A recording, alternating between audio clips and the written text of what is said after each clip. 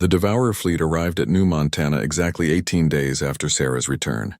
3 massive battleships and a dozen escort vessels, enough firepower to sterilize a planet. They came expecting to find helpless colonists, easy prey to be eliminated before the main invasion began. Instead, they found a nightmare from their species' darkest memories. The first sign that something was wrong came when their initial bombardment struck empty farmhouses. The colonists had vanished, along with all their equipment and livestock. Long-range sensors detected no life signs in the settlements.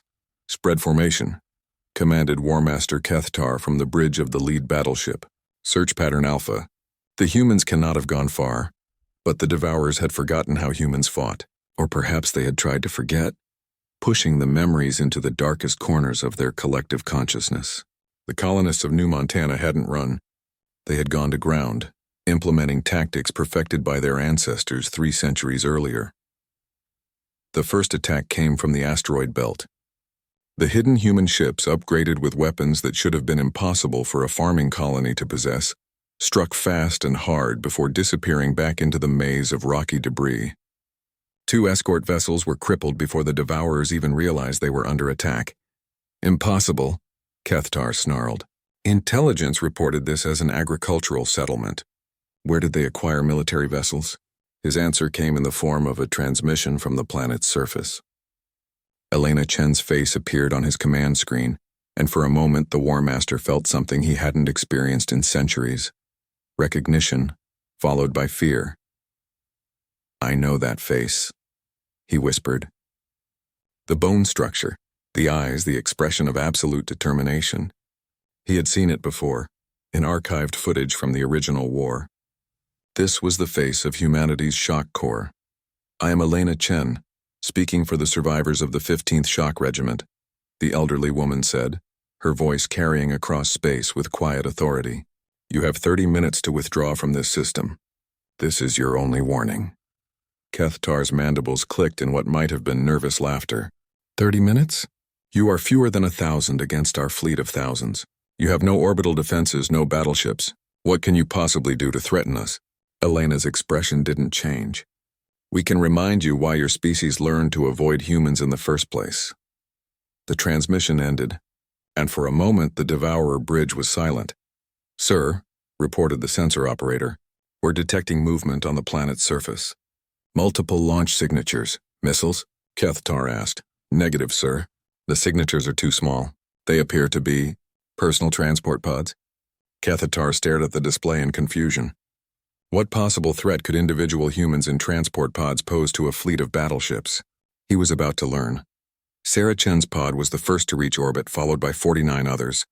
Each contained a single human warrior, armed with weapons that the galaxy had thought primitive, wearing armor that looked almost ceremonial compared to modern military gear.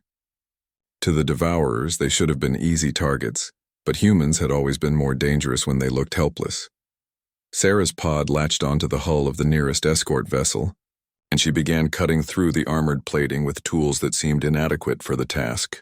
The Devourers inside the ship tried to shake her loose, rolling their vessel and firing point defense weapons at their own hull. Nothing worked. Sarah continued cutting with methodical patience, and within minutes, she had breached the ship's outer hull. What followed was a masterpiece of human warfare. Sarah fought through the corridors of the enemy ship not with overwhelming force, but with the terrifying persistence that had made humans legendary. When Devourers tried to stop her advance, she found another route. When they damaged her weapons, she improvised new ones. When they wounded her, she kept fighting. The pattern repeated across the fleet as other human warriors breached additional ships. Each battle followed the same template: initial Devourer confidence, followed by growing desperation as they realized their enemies would not stop, would not retreat, would not surrender. They're inside Ship 7, reported the communications officer. The crew is requesting permission to abandon ship. Abandon ship? Kethtar roared. Against a single human? Sir, they report the human has been fighting for over an hour. She's been shot 6 times, caught in 2 explosions, and exposed to vacuum when they vented atmosphere. She's still advancing. On the main display, security footage showed Sarah moving through the ship's corridors. Her armor was damaged, her face bloodied, but her eyes held the same expression that had terrified the galaxy 3 centuries ago. Absolute, unwavering determination. Cathtar watched in growing horror as similar reports came in from across his fleet. Humans were systematically taking control of his ships, and there seemed to be nothing his crews could do to stop them. "Sir," called the weapons officer, "Ship 7's main guns are turning toward us. The humans have seized control of the weapon systems." Before Cathtar could respond, the captured escort vessel opened fire on its own fleet. The other ships in human hands followed suit, creating chaos in the Devourer formation. But the worst was yet to come. Elena Chen's voice echoed across all communication channels, carried by equipment that had been hidden in the farming colony for generations. "Attention, all Devourer vessels. You now have 15 minutes to withdraw from this system. This is your final warning." "What can you possibly do in 15 minutes?" Cathtar demanded, though his voice lacked its earlier confidence. "We can show you what total warfare looks like," Helena replied. The planet's surface lit up with launch signatures as the colonists revealed their true military capabilities. Hundreds of missiles streaked toward orbit, but these weren't standard weapons. They were kinetic impactors, asteroids fitted with engines and guidance systems, accelerated to incredible velocities. The Devourers tried to intercept them, but the humans had learned from 3 centuries of defensive planning. For every missile they destroyed, 2 more got through. The impacts when they came were devastating. "Shields failing on ships 3 and 5, reported the defense coordinator. "Sir, I'm reading massive damage to ship 8. They've lost main power." But even as his fleet was being systematically destroyed, Cathtar found himself focused on something else. The security feeds from the ships under human control. The humans weren't just fighting. They were learning. They were adapting to Devourer technology, improvising new tactics, turning captured weapons against their former owners with ruthless efficiency. "Sir," the communications officer said quietly, "Ship 12 is reporting." "Something impossible." "What?" "The human aboard their vessel. She's not alone anymore." On the security feed, Cathtar saw something that made his blood run cold. Sarah Chen had been joined by the ship's former prisoners, aliens from a dozen different species who had been captured during previous Devourer raids. Under human leadership, they were fighting with a coordination and ferocity that should have been impossible. "She's teaching them," Cathtar whispered. "She's showing them how to fight like humans." The realization hit him like a physical blow. This wasn't just about eliminating a hidden human colony. If humans could awaken this kind of fighting spirit in other species, if they could teach the galaxy to fight with human determination. "All ships, retreat immediately," he ordered. "Full withdrawal to jump distance. Sir, we still have numerical superiority. Our remaining vessels can still—" "Look at the casualties," Cathtar roared. "We've lost 8 ships to a farming colony. If word of this reaches other human populations, if they all remember what they are—" He didn't need to finish the thought. His crew understood. The Devourers had spent 3 centuries preparing for the conquest of a galaxy that had grown soft and complacent. They had not prepared to face humanity's sleeping warriors. As the surviving Devourer ships fled toward the edge of the system, Sarah Chen stood on the bridge of a captured battleship, watching them go. Around her, aliens from a dozen species worked alongside human colonists, all of them moving with the same determined efficiency. Her comm unit chimed with an incoming message from Admiral Thrace at the Defense Academy. "Sarah, we're receiving reports from across the galaxy. Word of your victory is spreading faster than we anticipated. Human colonies are awakening, remembering what they are, but more importantly, other species are asking for human military advisors. They want to learn to fight the way you fought today." Sarah looked out at the stars, thinking about all the hidden human populations scattered across the galaxy, all the descendants of warriors who had been sleeping for centuries. "Then we'd better get started," she said. "The Devourers will be back, and next time they'll bring everything they have. But when they arrive, they'll find out what the galaxy learned 300 years ago." "What's that?" Admiral Thrace asked. Sarah smiled, the same expression that had once made apex predators step aside when humans went to war. "That you never fight humans just once. You fight them until one side is completely extinct, and humans really don't like being extinct." Behind her, the mixed crew of humans and aliens worked together with quiet efficiency, preparing for the larger war they all knew was coming. "The galaxy's most dangerous predators, New Montana looked smaller than Sarah remembered. The farming settlements that had seemed vast in her childhood now appeared fragile and isolated under the endless prairie sky. As her shuttle approached the main settlement, she could see the colonists gathering in the central square, curious about the unexpected visitor. Her grandmother, Elena Chen, was waiting at the landing pad. At 87, she still moved with the steady grace that had made her the settlement's unofficial leader for decades. But when Sarah emerged from the shuttle in her academy uniform, something changed in the old woman's expression. "You look like him," Elena said quietly, her eyes studying Sarah's face. "You look exactly like your great-grandfather when he was your age. Grandmother, we need to talk. All of us. There's something coming, and the people here need to know." Elena's eyes sharpened. "How much did they tell you at that academy?" The question caught Sarah off guard. "You know about the academy's research?" "Child, I've been waiting 70 years for someone to find us. I've been waiting for someone to ask the right questions." Elena gestured toward the settlement. "Come. It's time the others learned why we really came to this place." The community hall was packed with nearly 300 colonists, everyone from young children to the oldest settlers. Sarah had expected to see the same farming family she had grown up with, but now she noticed details that had escaped her before. The way the older men and women held themselves alert and watchful, the unconscious tactical positioning as people filled the room, the subtle weapons that many carried, supposedly for dealing with native wildlife. Elena stood at the front of the room, her presence commanding immediate attention. "Some of you know pieces of our history," she began. "You know we came from Earth before it fell. You know we've kept to ourselves for generations, avoiding contact with the wider galaxy. What you don't know is why." She activated an old holographic projector that Sarah had never seen before. Images appeared in the air above the crowd. Human soldiers in ancient armor, massive battleships with human markings, star charts showing human territory that had once spanned dozens of systems. "Our ancestors weren't refugees running from the devourers," Elena continued. "They were soldiers who fought them to a standstill for 50 years. They were the nightmare that made alien civilizations beg for peace. They were humanity's shock corps, the units that the old Earth military sent when complete victory was the only acceptable outcome." The room erupted in surprised murmurs. Sarah stared at her grandmother in shock. "The Chen family served in the 15th Shock Regiment," Elena said, her voice carrying pride and pain.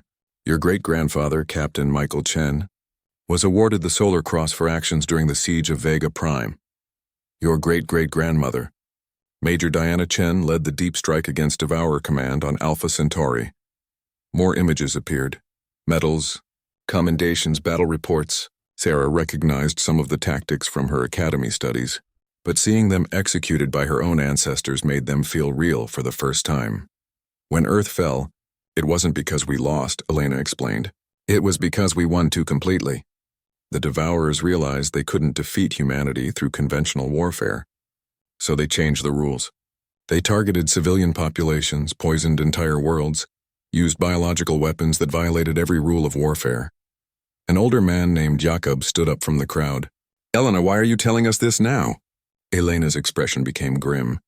"Because they're coming back. And this time, they know we survived." She gestured to Sarah. "My granddaughter has been at the Galactic Defense Academy. She's confirmed what our long-range sensors detected 3 months ago. Devourer scout fleets are active again." The room fell silent. These colonists had lived in peace for generations, but they were descendants of soldiers, and they understood what this meant. "They'll come for us first," Elena continued. "Before they attack the major worlds, they'll eliminate any remaining human populations. They remember what we're capable of, even if the rest of the galaxy has forgotten." Sarah stepped forward, her heart pounding. "Grandmother, at the academy, they said humans have special combat capabilities. They want me to help train other survivors. But I don't understand what makes us different." Elena smiled sadly. "Show them, child. Show them what happened in your trial." Sarah hesitated, then activated her own holographic display, showing footage from her Predator trial performance. The colonists watched in amazement as she fought through impossible odds, advancing where others would retreat, continuing when others would surrender. "This is what human soldiers looked like when they went to war," Elena said. "Relentless, unstoppable, willing to die rather than yield ground to an enemy." Jacob spoke again, his voice thoughtful. My grandfather used to tell stories about the old wars.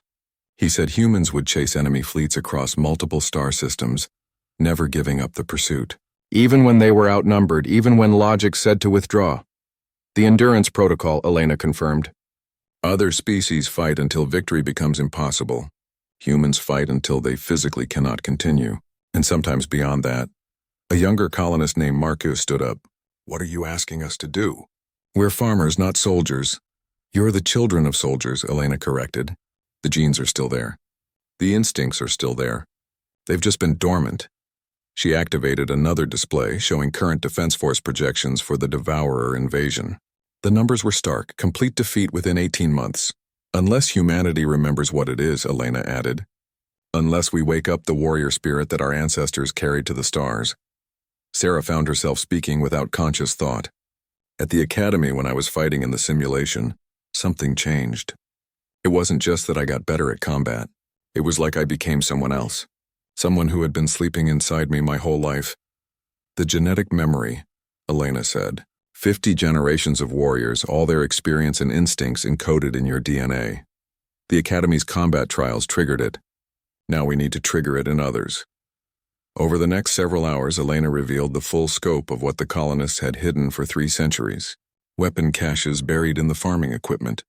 Military-grade communication systems disguised as agricultural sensors. Even a small fleet of armed ships hidden in the asteroid belt, maintained by the community's mechanics. We never forgot how to fight, Elena explained. We just hoped we'd never need to remember. As the meeting continued, Sarah watched the transformation happening around her. The quiet farmers and herders were revealing themselves to be the descendants of elite soldiers.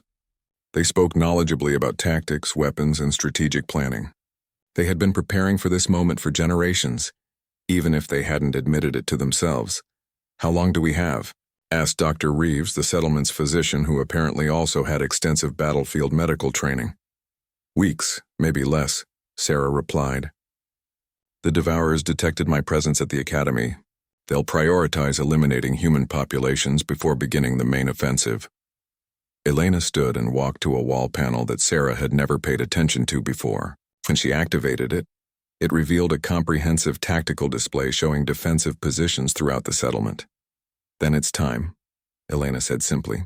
Time to stop being farmers and remember how to be soldiers. Time to show the Devourers that their greatest nightmare never really died. As the colonists began organizing into military units with practiced efficiency, Sarah realized that her mission had already succeeded beyond her expectations. These people didn't need to be awakened to their warrior heritage. They had been maintaining it in secret for centuries, waiting for the day when humanity would need its soldiers again. The question now was whether 300 descendants of elite troops could stand against an enemy that had once required the entire human species to contain, and whether the galaxy was ready for humanity's sleeping predators to wake up and go to war once more. Word of Sarah's performance spread through the academy like wildfire, but not in the way she had expected. Instead of celebration, there was an undercurrent of unease that grew stronger each day. Conversations stopped when she entered rooms. Cadets who had been friendly now kept their distance. Even her study group partners seemed nervous around her. The only exception was Gorth, who treated her exactly the same as before. They are afraid, he said one evening as they studied in their room. Your people have legends among the warrior species. Stories told to younglings about the humans who would not die, who would not yield, who would hunt their enemies across the stars until nothing remained. Those are just stories, Sarah protested. Gorth's tusks gleamed as he smiled grimly. Are they? I watched you in that chamber, Sarah Chen. For 4 hours you fought with the joy of a true warrior. You did not tire. You did not fear. You advanced when retreat was logical. You smiled when you should have been terrified. Before Sarah could respond, her comm unit chimed with an urgent message. Report to Admiral Thrace immediately. Emergency protocols in effect. The corridors were more active than usual, with senior staff moving quickly between sections. Sarah noticed additional security measures had been activated, and several docking bays showed incoming ships from various Defense Force fleets. Admiral Thrace's office was crowded with high-ranking officers from multiple species. Sarah recognized some of them from her military history classes.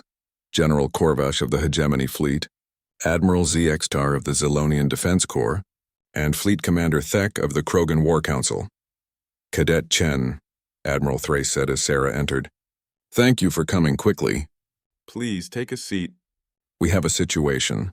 The main display activated, showing star charts with red warning indicators scattered across multiple sectors.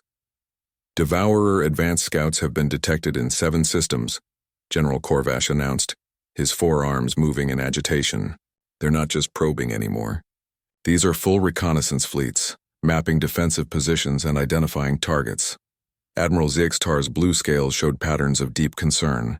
Our analysts estimate we have perhaps 6 months before the main invasion force arrives. Maybe less. The Defense Council has been meeting for 3 days, Fleet Commander Thek rumbled. Every simulation we run shows the same result. Total defeat within 18 months of initial contact. Sarah felt confused. Why are you telling me this? I'm just a cadet. Admiral Thrace leaned forward. Because, Sarah, you may be the key to changing those projections. Dr. Webb, please show her the analysis. Dr. Webb activated a holographic display showing military casualty projections and battle simulations. We've run your Predator trial performance data through our strategic computers. The results are remarkable. The display showed side-by-side comparisons, standard Defense Force units versus units incorporating humans with Sarah's capabilities. A single human with your performance characteristics can increase the effectiveness of any unit by 40 to 60%, Dr. Webb explained. But more importantly, human psychological warfare effects are off the charts. Enemy forces that encounter humans fight differently. They become more cautious, more prone to retreat, more likely to make tactical errors. General Korvash gestured to another set of data. We've been reviewing archived Devourer battle reports from the original war. Every engagement involving human forces shows the same pattern. Initial Devourer confidence followed by increasing desperation and eventual withdrawal, even from tactically advantageous positions. The Devourers learned to fear humans, Admiral Zextar added. Not because humans were stronger or faster, but because they would never stop fighting. A wounded human was more dangerous than a healthy one.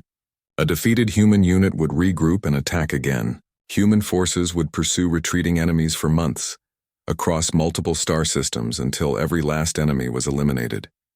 Sarah stared at the data, trying to process what she was being told. You want me to help train other humans? We want more than that, Fleet Commander Thek said. We want you to help us wake up your species. Admiral Thrace activated another display showing the locations of hidden human colonies throughout the galaxy. We've found 43 surviving human populations. Most have been isolated for centuries, living quietly on frontier worlds. They've forgotten what they are, forgotten what their ancestors were capable of. We need you to remind them, Dr. Webb said. Your performance at the Academy proves that human military genetics are still intact. With proper training and motivation, each of these colonies could produce warriors capable of changing the course of this war. Sarah felt overwhelmed. I don't know how to wake up an entire species. I barely understand what happened to me in that simulation. You don't need to understand it, General Korvash said. You just need to demonstrate it. Show other humans what they're capable of, and their instincts will do the rest. Admiral Thrace stood and walked to the viewport, gazing out at the stars. Sarah, there's something else. Something we haven't told you yet. The Devourers aren't just returning to continue their conquest. They're returning specifically to finish what they started with humanity. The room fell silent. Sarah felt a chill run down her spine. Intelligence reports suggest the Devourers have been monitoring the galaxy for signs of human activity, Admiral Zextar explained. Your presence at this academy, your performance in the trials has already been detected by their scouts. Dr. Webb pulled up another display showing long-range sensor data. 3 hours ago, a Devourer probe ship was detected on the edge of the system. It transmitted a burst signal toward Devourer space before our patrol ships could intercept it. What kind of signal? Sarah asked, though she suspected she already knew the answer. A target identification beacon, Fleet Commander Thek said grimly. The Devourers now know that humans still exist, and they know where to find at least one of them. Admiral Thrace turned back to face Sarah. The timeline has changed. We don't have 6 months anymore. The Devourers will prioritize eliminating human populations before launching their main offensive. We estimate we have perhaps 6 weeks before advanced fleets begin hitting human colonies. Sarah felt the weight of responsibility settling on her shoulders. 43 hidden human populations, countless lives, the fate of the galaxy itself, all depending on whether she could somehow awaken a warrior instinct that had been sleeping for 3 centuries. "What do you need me to do?" she asked. "Tomorrow you leave for New Montana," Admiral Thrace said. "Your own people will be the first test. If you can awaken the warrior spirit in the colonists who raised you, we'll know it's possible. Then we'll move to the other colonies." General Corvash handed her a datapad containing detailed military analyses and training protocols. "This contains everything we know about human military tactics from the original war. Study it, learn from it, and then teach your people to be what their ancestors were." As the meeting concluded and the officers filed out, Admiral Thrace placed a hand on Sarah's shoulder. "I know this seems impossible," the Admiral said. "But remember, your ancestors faced similar odds and made the galaxy's apex predators step aside. The potential is still there, sleeping in human genetics. You just need to wake it up." That night, Sarah packed her few belongings while Gorth watched solemnly. "You go to war," he observed. "Not the clean war of simulation chambers, but the true war where defeat means extinction." "I don't feel ready," Sarah admitted. Gorth stood and performed a formal Krogan salute, touching his fist to his heart. "No warrior ever feels ready for their greatest battle, but you carry the blood of those who made the universe tremble. Trust in that legacy, Sarah Chen. And remember, humans are not apex predators because they are the strongest or the fastest. They are apex predators because they never give up." As Sarah prepared to leave the academy, she couldn't help but wonder if she was about to awaken something that had been put to sleep for good reason. Her ancestors had been so feared that an entire galactic civilization had decided humanity was too dangerous to exist. Soon, the galaxy would discover whether that assessment had been correct. The Predator trial simulation chamber was unlike anything Sarah had seen before. The room itself was massive, easily the size of a city block with walls that could project any environment imaginable. When she stepped inside, the chamber transformed into a hellish landscape of broken terrain, toxic atmosphere, and extreme weather conditions. Admiral Thrace's voice echoed through the chamber's speakers. "The Predator trial simulates the worst possible combat scenario. You will face enemies designed to exploit every weakness of every known species, environmental hazards that would kill most beings within minutes, and a mission objective that requires you to traverse 50 miles of hostile territory while under constant attack."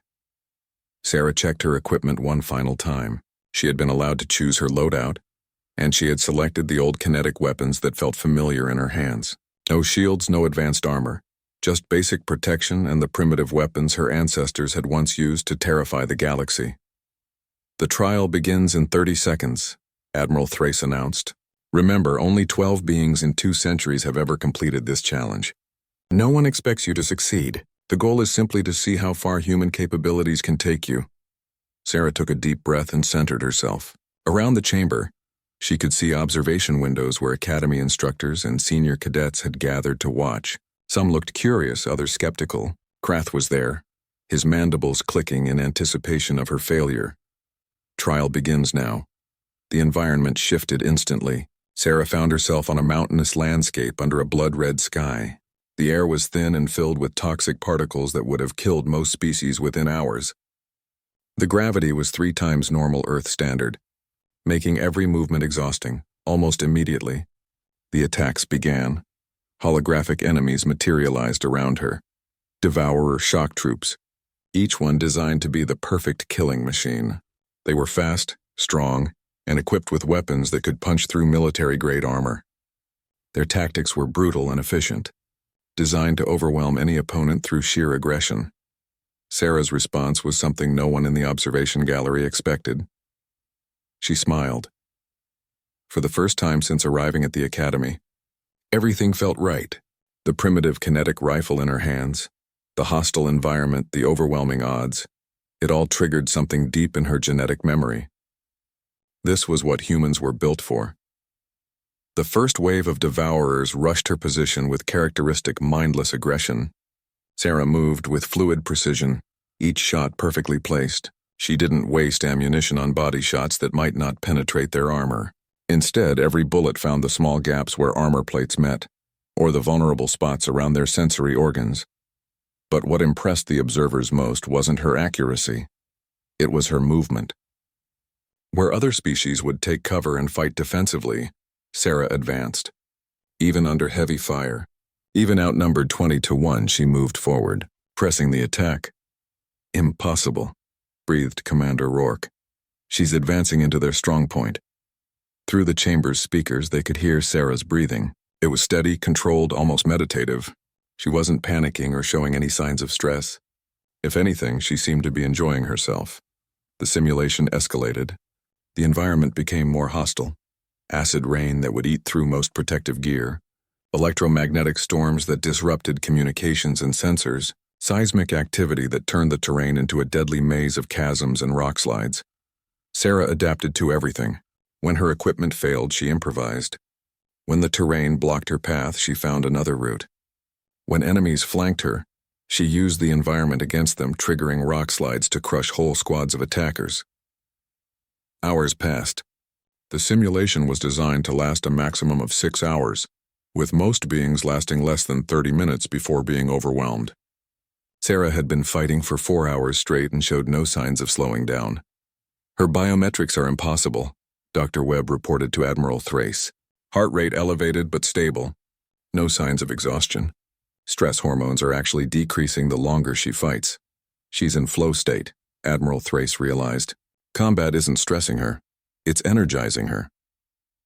In the chamber, Sarah had reached the final objective, a fortified position containing the simulation's ultimate challenge.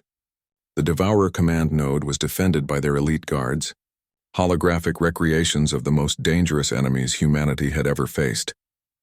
This was the point where the previous 12 successful candidates had barely managed to claim victory through clever tactics, superior technology, or raw physical power.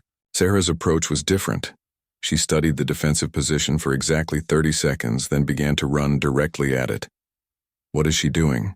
Instructor Valen whispered, her scales flashing alarm colors. Sarah sprinted across open ground under heavy fire, using her momentum and small size to make herself a difficult target.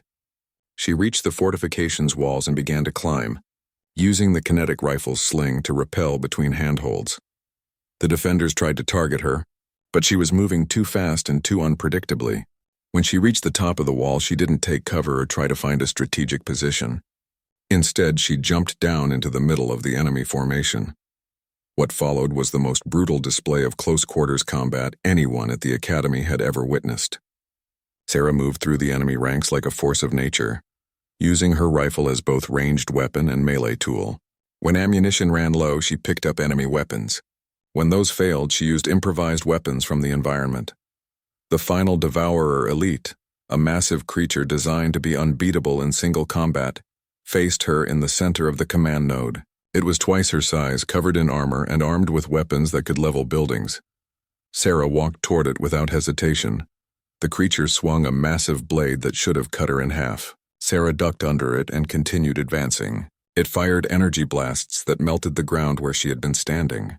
Sarah rolled aside and kept coming.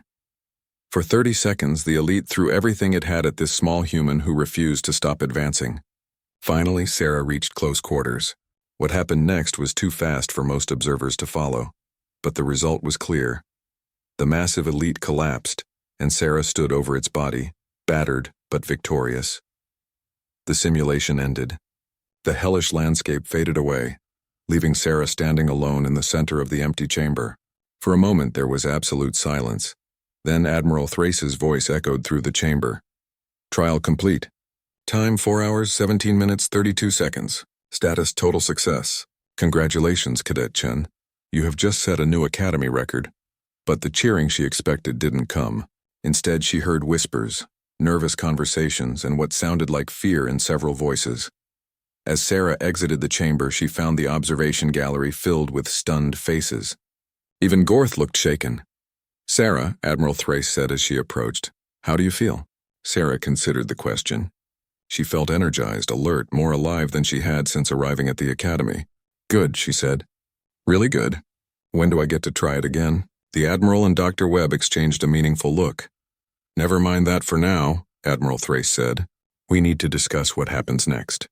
Your performance today has confirmed our suspicions about human combat capabilities, but it's also raised new concerns. What kind of concerns? Sarah asked. Commander Rourke stepped forward, his expression troubled.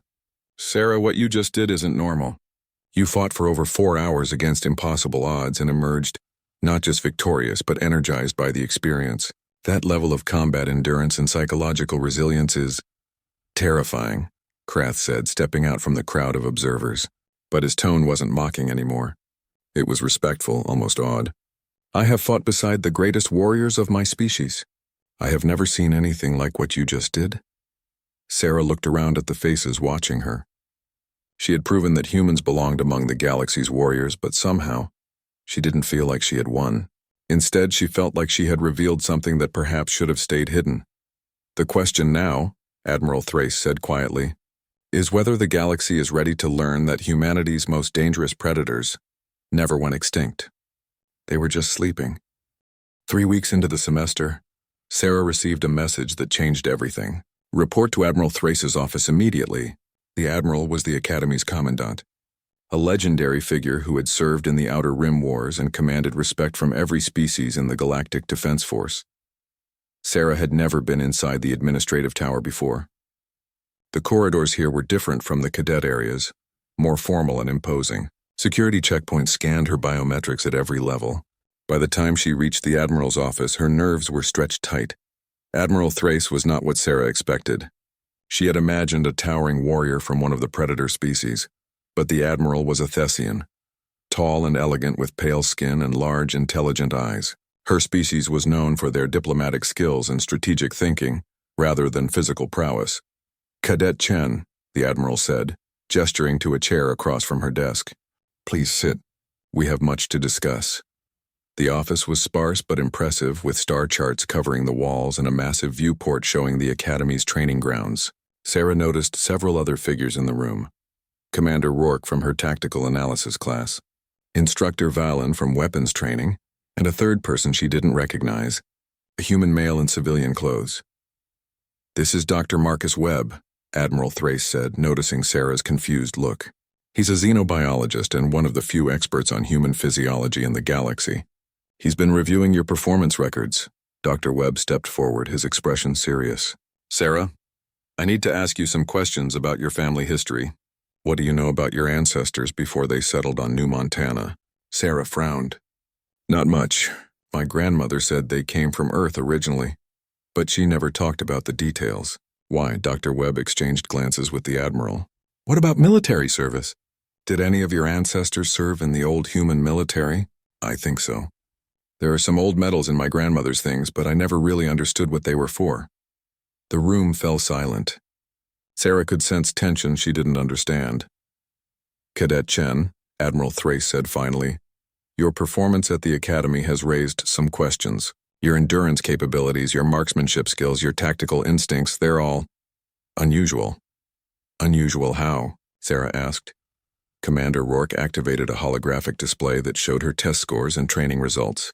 Your endurance metrics are off the charts.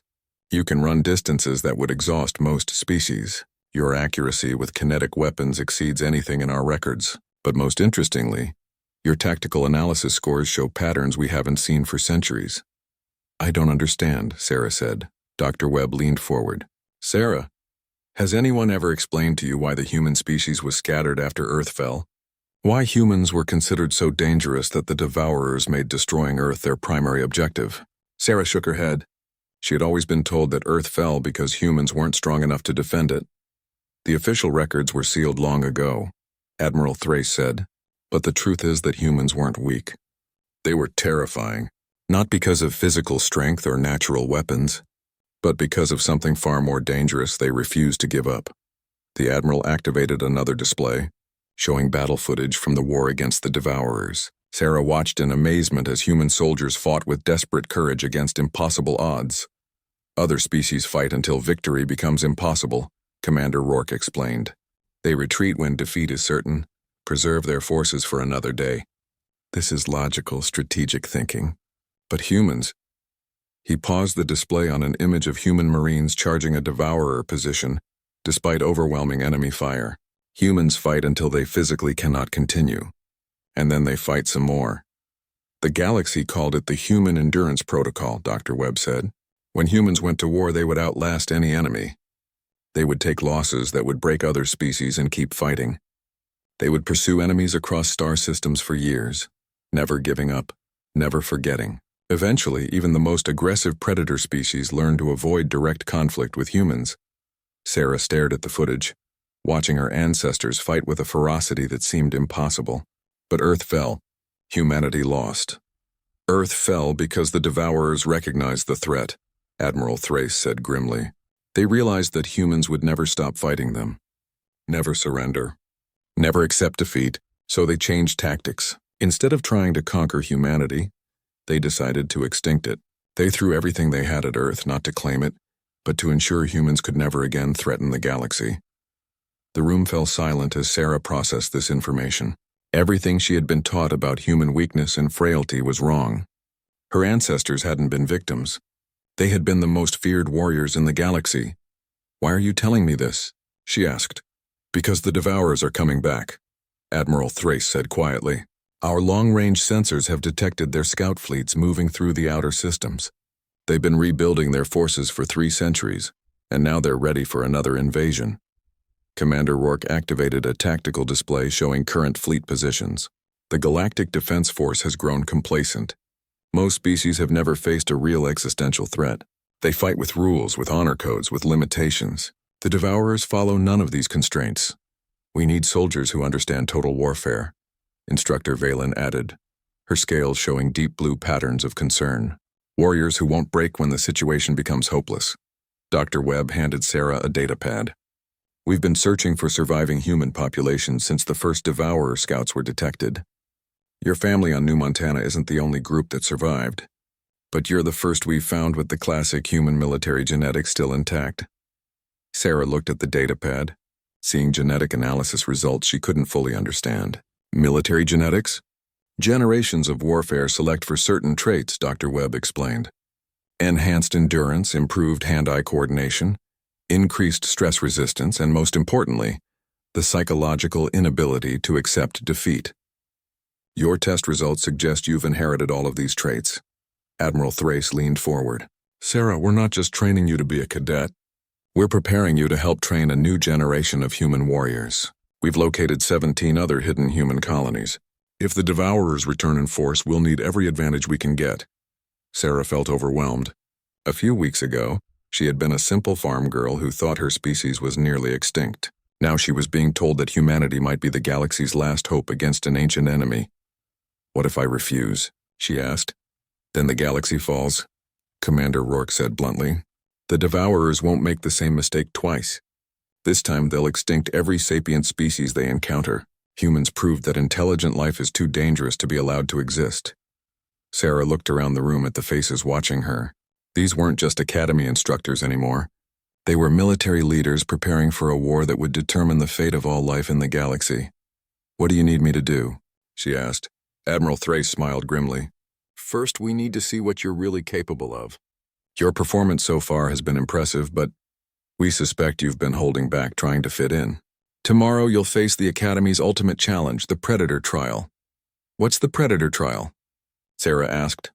"A combat simulation designed by the galaxy's apex predator species," Instructor Valen explained.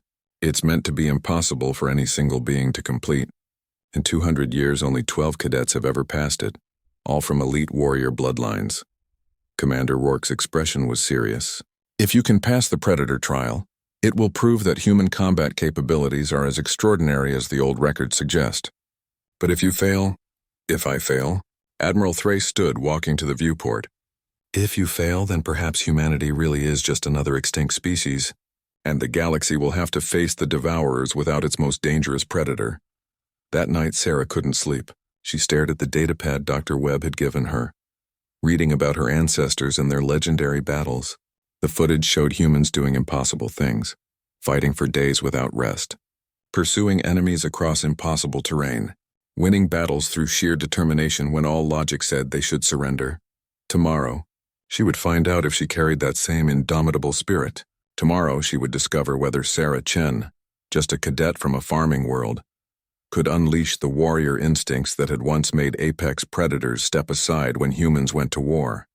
Sarah's first week at the academy passed in a blur of classes, training sessions, and awkward social encounters. Military history with Professor Vax, an ancient Zentaurian whose translucent body pulsed with different colors when he spoke. Tactical analysis taught by Commander Rourke, a four-armed hegemony officer who could process battlefield data faster than most computers. Physical training under Sergeant Cruel, a Krogan whose idea of a warm-up would have killed most humans. It was during PT that Sarah first realized how different she really was. The obstacle course was designed to challenge all the various species at the academy. There were strength tests for the Krogans, agility trials for the quick Zilonians, and endurance challenges for species with enhanced cardiovascular systems. Sarah struggled with most of it. She couldn't lift the massive weights that Gorth handled easily. She couldn't sprint as fast as the cat-like Farans. She couldn't hold her breath underwater as long as the aquatic depths. But something strange happened during the final challenge. A 2-mile run around the Academy's outer ring. Most species started strong, and then faded as their energy depleted. The Krogans powered through the first half-mile, then began to slow. The Zilonians sprinted the first quarter-mile, then had to walk portions of the course. Even the athletic Farans had to pace themselves carefully. Sarah started slowly, keeping a steady rhythm that felt natural to her body. Other cadets passed her easily in the beginning, but as the laps continued, something changed. Her breathing remained steady. Her legs kept moving at the same pace. While others began to stumble or collapse from exhaustion, Sarah kept running. By the final lap, she was passing aliens who had seemed impossibly fast at the start. Her steady pace had become the fastest time on the course. She crossed the finish line to find Sergeant Cruel staring at her with an expression of confusion. "Human," he rumbled. "How long can your species run?" Sarah wiped sweat from her forehead, barely breathing hard. "I don't know. I've never really tested it. Back home on New Montana, I used to run between the settlements for fun. Sometimes that was 20 or 30 miles. The other cadets were staring at her now. Gorth looked impressed, while several of the Farans seemed almost offended that something without natural speed could outrun them. "Interesting," Cruel muttered, making notes on his tablet. "Very interesting." In weapons training, Sarah faced another challenge. The standard Galactic Defense Force sidearm was designed for species with greater physical strength than humans possessed. The plasma rifle felt like holding a small tree, and the recoil from each shot nearly knocked her down. Instructor Valen, a sleek serpentine with scales that shifted color with her mood, watched Sarah struggle with the weapon for several minutes before approaching. "You cannot handle standard armaments," Valen observed, her scales showing patterns of mild annoyance. "Perhaps humans are not suited for combat roles." "May I try something different?" Sarah asked. She had noticed a section of the armory marked as historical weapons and had an idea. Valen's scales shifted to curious yellow-green. "Explain." Sarah led her to the historical section and pointed to a simple kinetic rifle, an ancient human design that used chemical propellants to fire metal projectiles. It was considered primitive by galactic standards, but it was something Sarah understood. The weapon felt right in her hands. It was designed for human proportions, human strength, human reflexes. When she aimed at the target range, everything seemed to slow down. She could see the subtle movements of the holographic enemies, predict their patterns, calculate wind resistance and trajectory without conscious thought. Her first shot was perfect center mass. Her second was the same. By her 10th shot, other cadets had gathered to watch. By her 20th, even the instructors were staring. "How are you doing that?" asked Zek, his reptilian eyes wide. "That weapon has no targeting computer, no stabilization system. You're calculating everything manually." Sarah lowered the rifle, realizing that every shot had hit exactly where she had intended.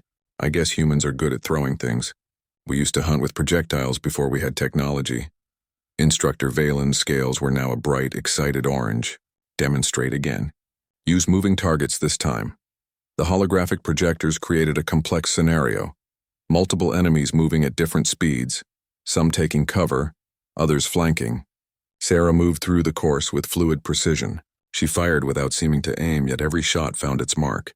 When enemies appeared behind cover, she ricocheted bullets off walls to hit them.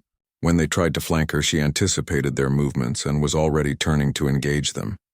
The course ended with a score that broke Academy records. Not just for her class, but for any cadet in the Academy's 200-year history. The armory fell silent. Even Instructor Valen seemed speechless, her scales cycling through colors Sarah had never seen before. "I need to report this," Valen finally said. "The Academy Council will want to see this demonstration." Word of Sarah's performance spread quickly through the Academy. By dinner time, she found herself the center of attention in ways both good and bad. Some cadets were fascinated, asking questions about human biology and reflexes. Others seemed suspicious or resentful. A group of senior cadets from various warrior species cornered her outside the dining hall. Their leader was a predator-class Xerion named Krath, whose species was known for their natural hunting abilities and aggressive nature. "So the little human thinks she's a warrior," Krath snarled, his mandibles clicking menacingly. "Your species is weak. You have no claws, no fangs, no natural armor. You survived this long only because the real predators haven't bothered to hunt you." Sarah felt her heart rate increase but forced herself to remain calm. "I'm not looking for trouble. I'm just here to learn." "Learn?" Krath laughed, a harsh sound like breaking glass.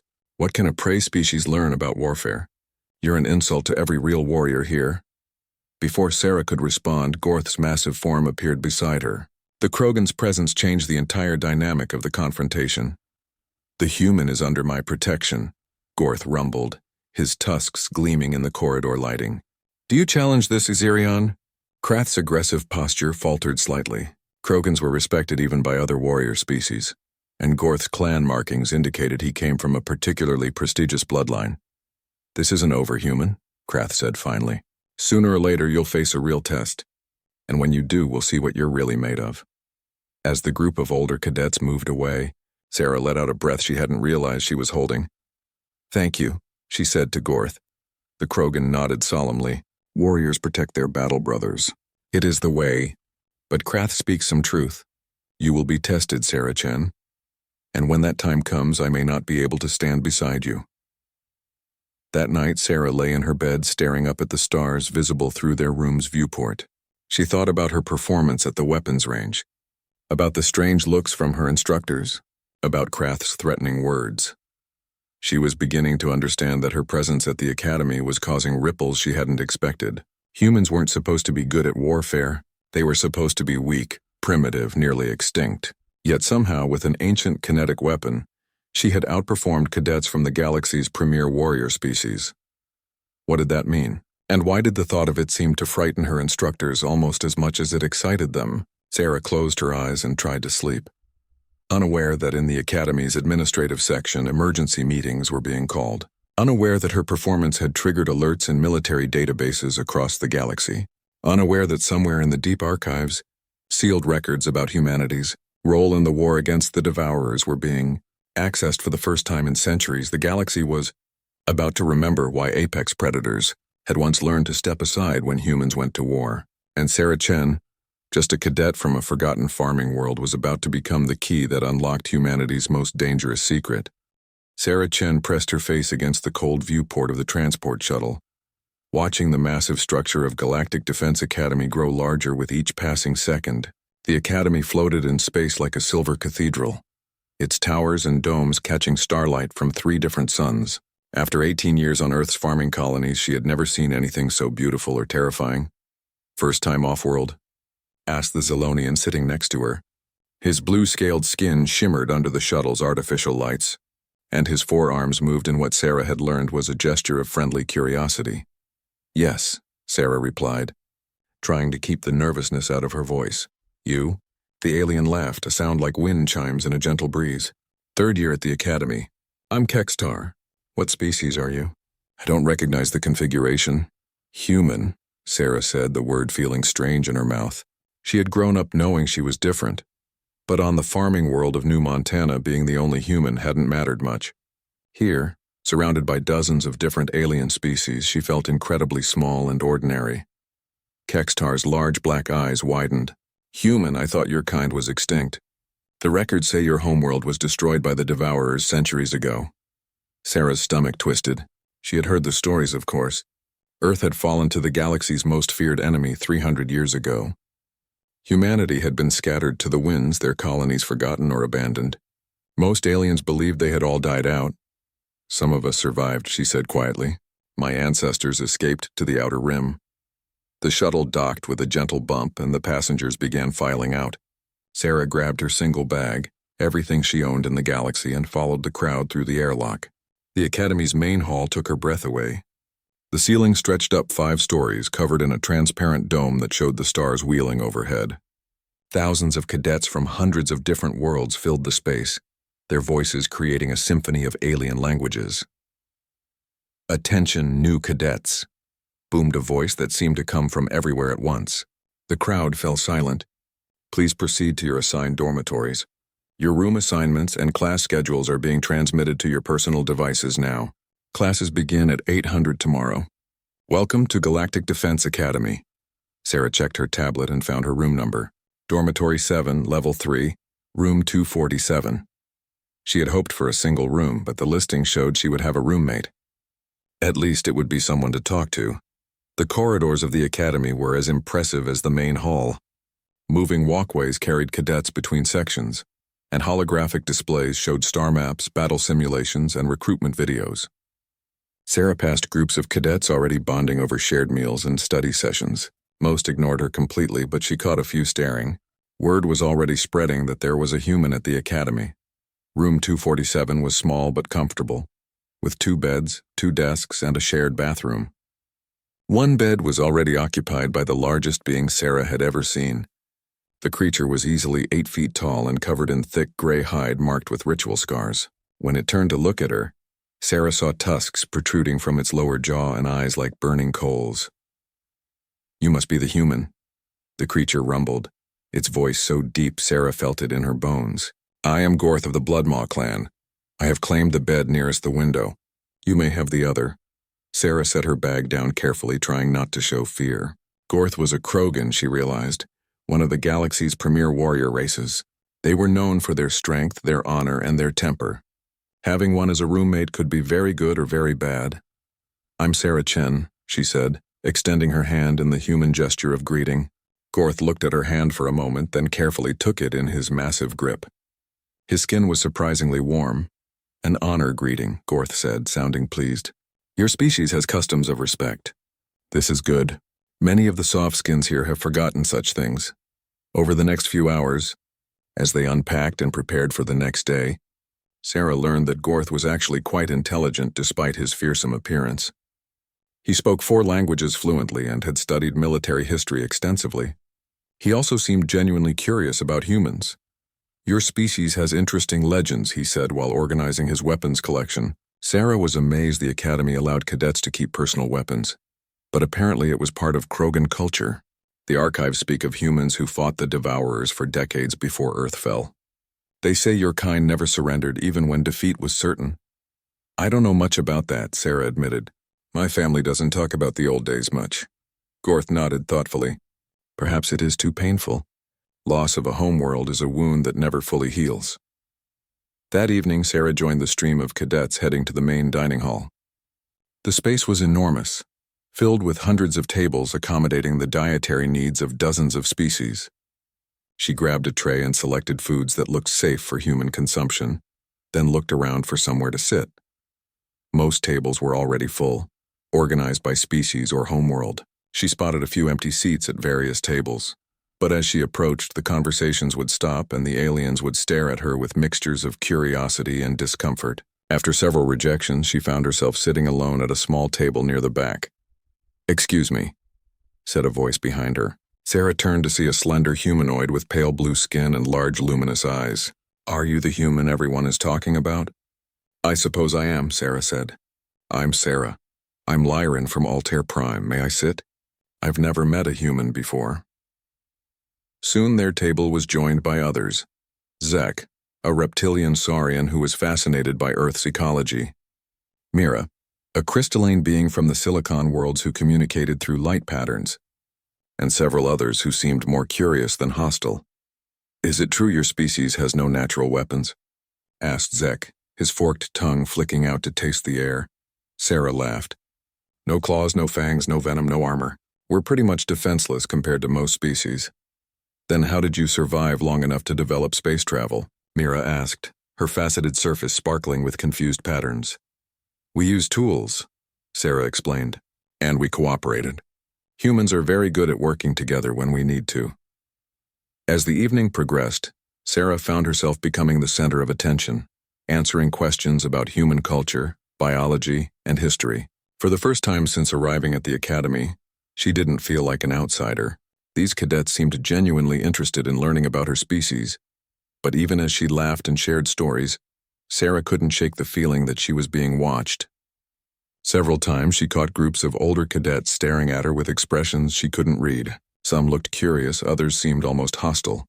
Tomorrow would bring her first classes, her first real tests at the academy. Sarah just hoped she could prove that humans belonged among the stars, even if they weren't the strongest or the fastest or the most dangerous species in the galaxy. She had no idea that within a few months, she would discover exactly what made humans unique in the galaxy, and why some of the most dangerous predators in space had learned to step aside when humans went to war.